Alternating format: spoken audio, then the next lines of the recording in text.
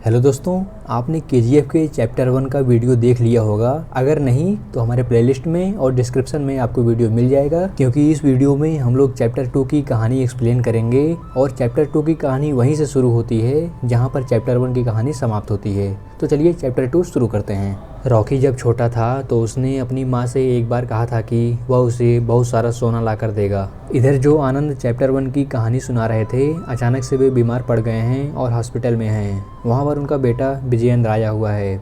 वह कहता है कि अब वह सारी कहानी वह बताएगा। पूरी तरह नष्ट हो चुकी केजीएफ की खानों पर एक जगह पर खुदाई होती है। वहाँ से रॉकी की एक मूर्ति निकलती है। इससे कन्फर्म हो जाता है कि वह किताब सही है और सारी बातें सच्ची थी। फिलहाल आनंद के कमरे की छानबीन की जाती है तो उन लोगों को वहाँ पर एक किताब मिलती है जिस पर लिखा था चैप्टर 2 और यहीं से कहानी शुरू हो जाती है। सीबीआई के राघवन भी केजीएफ के बारे में सारी जानकारी इकट्ठा कर रहे हैं और केंद्र को बता रहे हैं। इधर गरुड़ा के मरने के बाद तत्काल में एक मीटिंग बुलाई जाती है जिसमें सभी नामी गिरामी गुंडों को बुलाया जाता है और ये लोग वहाँ पर बैठते हैं और इंतजार कर रहे थे उत्तराधिकारी विराट के आने का। तभी वहाँ पर रॉकी आ जाता है। ये लोग रॉकी को देखकर थोड़ा शॉक हो जाते हैं और पूछते हैं कि विराट कहाँ गया। तो रॉकी बताता है कि विराट को तो उसने पहले ही मार दिया था और केजीएफ पर अब वह राज करेगा। ये लोग मानते नहीं हैं क्योंकि इनको लगता था कि रॉकी बस गरुड़ा को मारकर वापस मुंबई चला जाएगा, लेकिन इनको नहीं पता था कि रॉकी यहाँ पर राज करने के लिए आया है। रॉकी ने रीना को भी बुला लिया था और अपने साथ चलने के लिए कह रहा था। इन सब बातों से वहाँ पर उपस्थित कमल गुस्सा हो जाता है और रॉकी को भला बुरा बोलने लगता है। इस पर रॉकी गुस्सा होकर उसे गोली मार देता है और रीना को लेकर वहाँ से चला जाता है। सभी लोग विरोध तो करते हैं लेकिन कोई उसका कुछ उखाड़ नहीं पाता। लेकिन ये लोग हार नहीं मानने वाले थे और रॉकी को बर्बाद करने का सोचने लगते हैं। इधर केजीएफ में एक माँ अपने बच्चे परवान को बंदूक न उठाने के लिए कह रही है।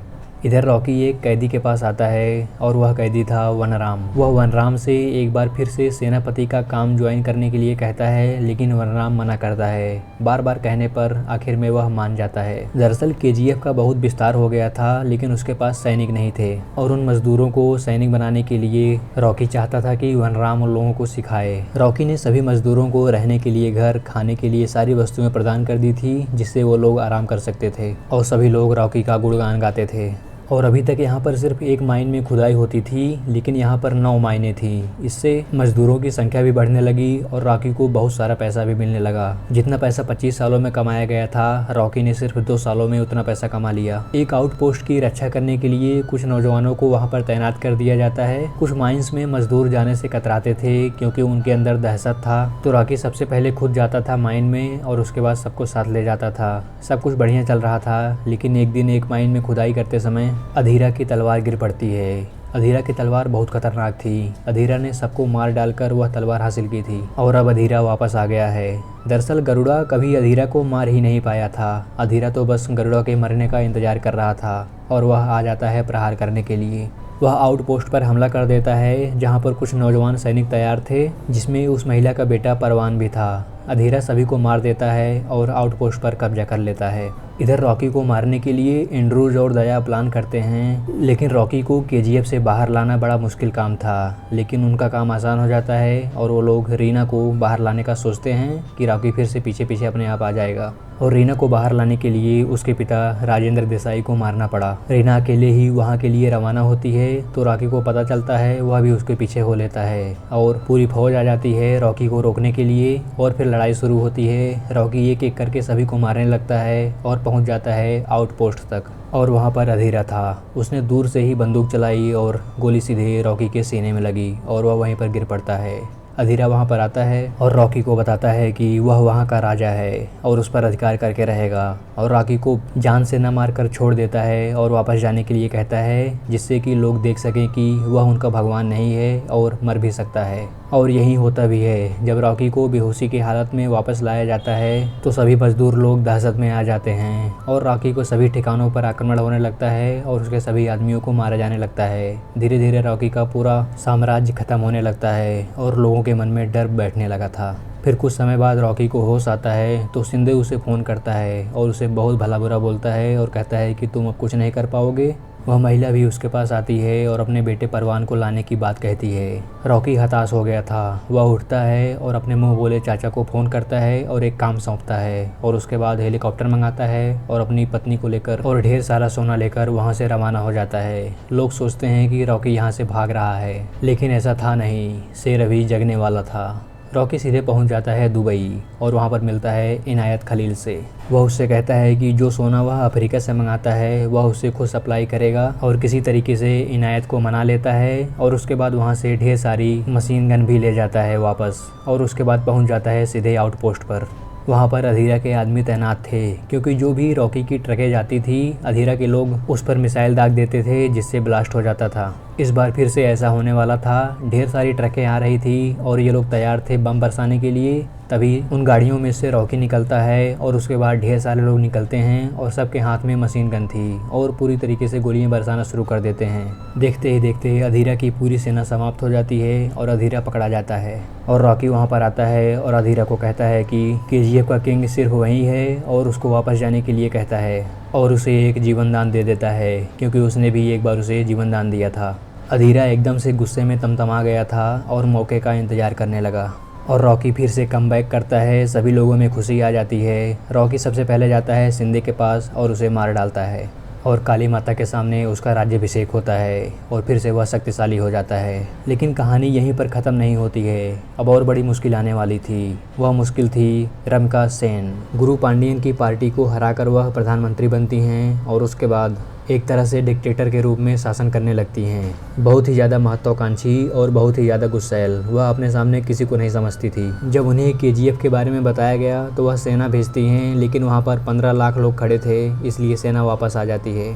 और उसी समय वह पत्रकार आनंद भी आया था और रॉकी ने उसकी निडरता को देखते हुए उसे अपने पास रख लिया था। इधर प्रशासन और ज़्यादा एक्टिव हो गया था और रॉकी के ठिकानों पर कब्जा करने लगे थे। और जब रॉकी को पता चलता है कि उसका एक सोने का बिस्कुट पुलिस वाले ले लिए हैं, तो वह उस समय एक मशीन टेस्ट कर रहा था और फिर तुरंत पहुंच जाता है पुलिस थाने में। थाने में पहुंचने पर पूरी पुलिस थर्रा जाती है और उसे तुरंत वो बिस्कुट दे देती है। वह वापस आता है और अपनी नई वाली मशीन गन से पूरी पुलिस थाने को उड़ा देता है और न्यूज़ में खबर आती है कि पुलिस थाने में शॉर्ट सर्किट हो गया था। इससे प्रधानमंत्री को और भी ज़्यादा गुस्सा आ जाता है और वह टीवी पर चेतावनी देती हैं कि वह किसी को बख्शेंगी नहीं। इधर एंड्रूज के पास अब कोई चारा नहीं बचा था और वह पहुंच जाता है अधीरा के पास और कहता है चल के आक्रमण करने के लिए।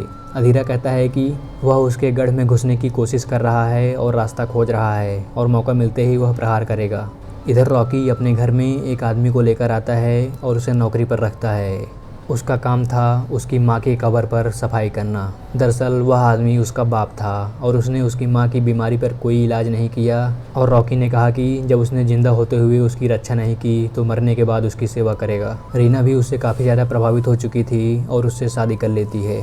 इधर गुरु पांडियन भी रॉकी से मिलता है और अपनी सीट पक्की करने के लिए कहता है, तो रॉकी पहुंच जाता है सीधे प्रधानमंत्री के पास और वहां पर पहुंचकर वह प्रधानमंत्री से कहता है कि आप चाहें तो मुझे पकड़ सकती हैं, लेकिन आप ऐसा कर नहीं पाएंगी क्योंकि आपके सभी नेताओं की फंडिंग मैं करता हूं और आप चाहो तो देश का कर्जा भी मैं मुक्त कर सकता हूं, मेरे पास इतना ज़्यादा पैसा है। और वह वहां से चला जाता है। वापस आने पर रीना कहती है कि उसका दिल आज बहुत घबरा रहा है। इधर अधीरा को भी उसके गढ़ में घुसने का रास्ता मिल गया था और वह तैयारी करने लगा था। कुछ दिन बाद रीना को पता चलता है कि वह प्रेग्नेंट है और जब रॉकी कहीं जा रहा था तो वह उसे बताने के लिए आती है और जब वह बताती है कि वह प्रेग्नेंट है, रॉकी उसे पीछे मुड़कर देखता है। तभी चारों तरफ से अधीरा ने आक्रमण कर दिया और सीधी गोली मारता है वह रीना को और रीना वहीं पर मर जाती है। वह रॉकी की आंखों के सामने ही दम तोड़ देती है और रॉकी बहुत ज़्यादा गुस्सा होता है और उसके बाद मारकाट मचा देता है और फिर अधीरा सामने आता है और दोनों में लड़ाई शुरू हो जाती है।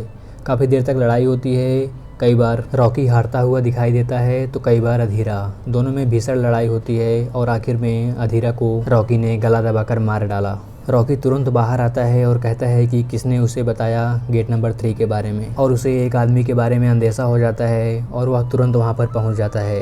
दरअसल वह पहुंच जाता है असेंबली में, जहां पर रमिका सेन भाषण दे रही थी उसे ख़त्म करने के लिए। वह वहां पर पहुंच जाता है और सभी नेता वहां से भाग जाते हैं और वह गोली तान देता है, लेकिन वह गोली उसके लिए नहीं थी, वह गोली थी गुरु पांडियन के लिए। दरअसल शुरू से अंत तक सारा मास्टरमाइंड उसी का था। रॉकी उसे मारकर वहां से चला जाता है। रमिका को और भी ज़्यादा गुस्सा आ जाता है वह तीनों सेनाओं को आदेश देती है कि रॉकी की पूरी संपत्ति को हर जगह पूरा समाप्त कर दिया जाए और सभी लोग आक्रमण करने के लिए तैयार हो जाते हैं। जल सेना अधिकारी को पता चलता है कि रॉकी कुछ जहाज़ों के साथ वहां पर आ रहा है और उसने सभी जहाज़ों में सोना भरा हुआ था। सेना उसे बार बार रुकने के लिए कह रही थी, लेकिन वह रुक नहीं रहा था। और इधर KGF पर भी वायुसेना आ गई थी और ऑर्डर का इंतज़ार कर रही थी मिसाइल गिराने के लिए।